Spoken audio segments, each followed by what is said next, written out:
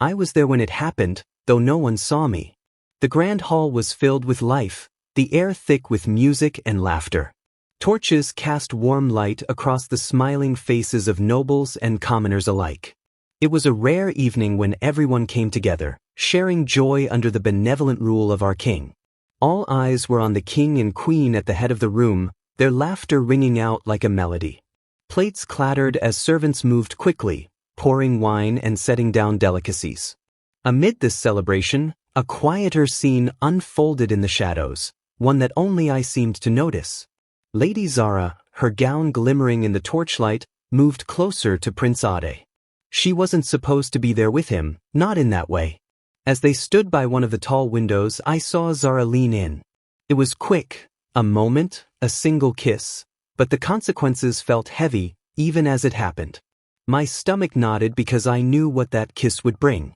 This wasn't just a stolen moment of passion. It was a spark, one that would set the entire kingdom aflame. Rumors spread faster than the morning sun climbed over the mountains. It only took one careless servant to witness the moment or hear the muffled giggle that followed, and the whispers began. By the next morning, every corridor of the palace buzzed with speculation. At first, the talk was hushed, like the rustle of dry leaves. "Did you hear what Zara did?" one servant whispered to another. "They say she was with the prince, that way?"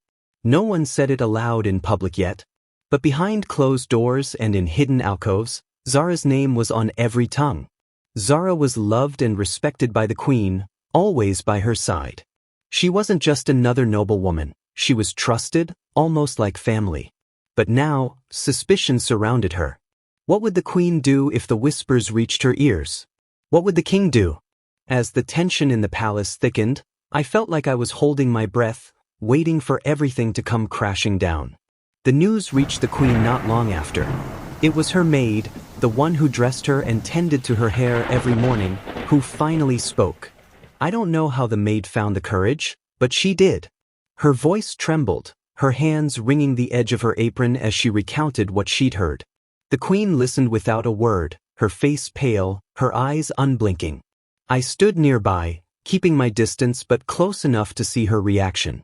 When the maid finished, silence filled the chamber. The queen didn't yell or accuse.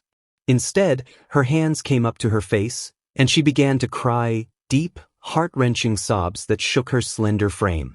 It was the kind of crying that couldn't be soothed, the kind that left a person drained and broken. Watching her in that moment was worse than hearing the rumor itself. The betrayal wasn't just between Zara and Prince Ade. It cut deeper, like a blade through trust and loyalty.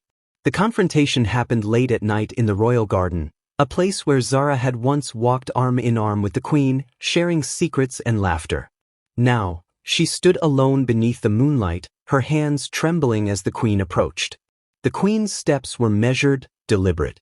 There was no anger in her expression, only a cold determination.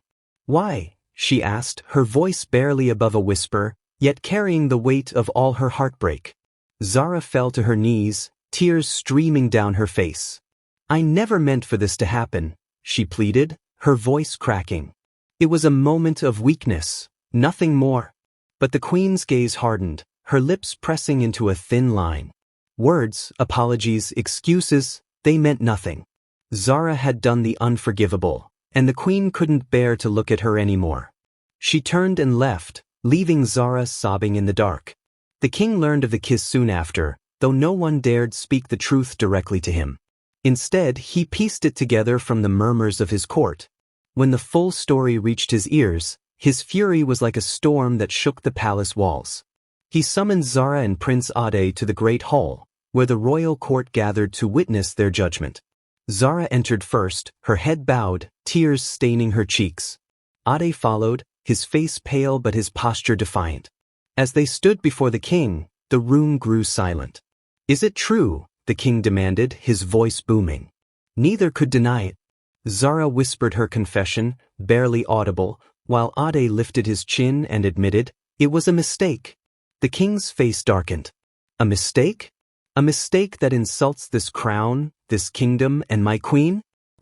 This is treason against the throne." The punishment was swift and merciless. Zara was banished from the kingdom before the sun had set, escorted out by guards and warned never to return. Prince Ade was stripped of his title, his lands, and his privileges. He was sent to live in one of the farthest villages, a mere shadow of his former self. The grand hall, once filled with music and laughter, was now silent and cold. The queen no longer attended gatherings or feasts, instead locking herself away in her chambers. The king, who had once been a beacon of strength, became somber and withdrawn. The kingdom moved forward as it always did, but something had shifted. The heart of the palace seemed broken, the once warm glow replaced with an unsettling chill. Weeks passed, and life in the kingdom continued, though not in the same way. The people carried on, but the kiss that had turned everything upside down lingered in the minds of everyone who knew the truth. I often wonder about Zara and Ade. Did they find peace in their exile?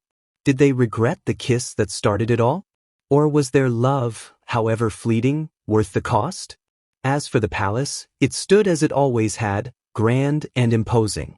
But beneath its towering spires and golden halls, scars remained, scars that would never fully heal.